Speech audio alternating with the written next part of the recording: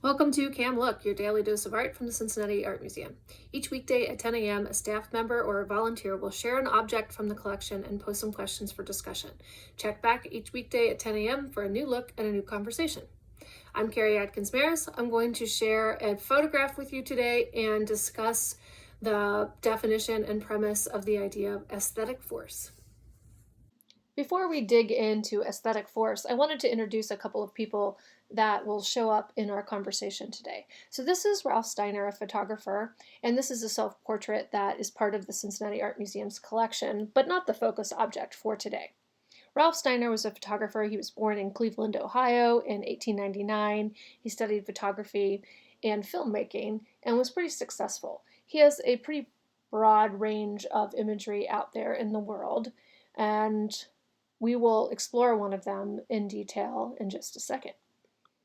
This gentleman probably needs less of an introduction, but Frederick Douglass was a former enslaved person, an abolitionist, statesman, and big fan of photography. So we're going to kind of talk about some of the references that he makes to photography and the power behind that medium in just a minute as well.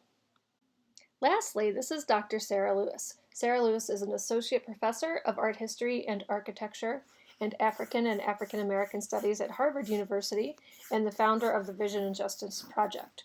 Her research focuses on the intersection of visual representation, racial justice, and democracy in America.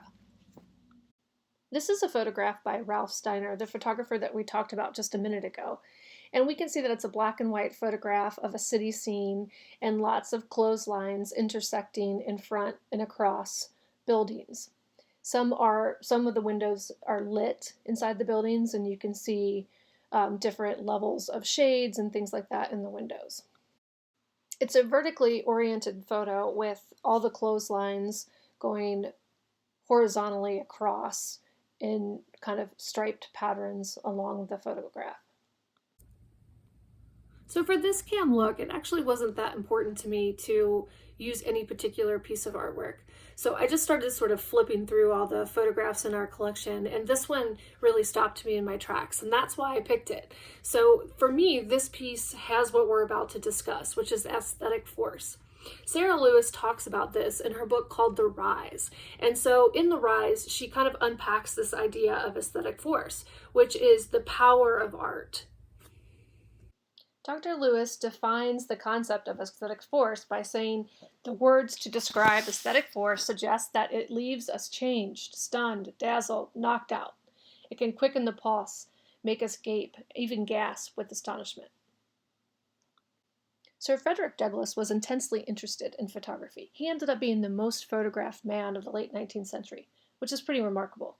And he said, "It is evident that the great cheapness and the universality of pictures must exert a powerful, though silent influence upon the ideas and sentiment of present and future generations."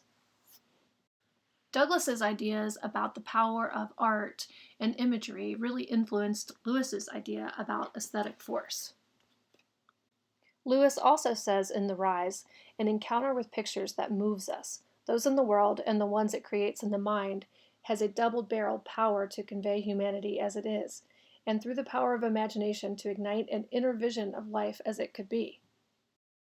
I think what Sarah Lewis means here is that aesthetic force can be utilized. It can be used to change perceptions and minds, open new understandings.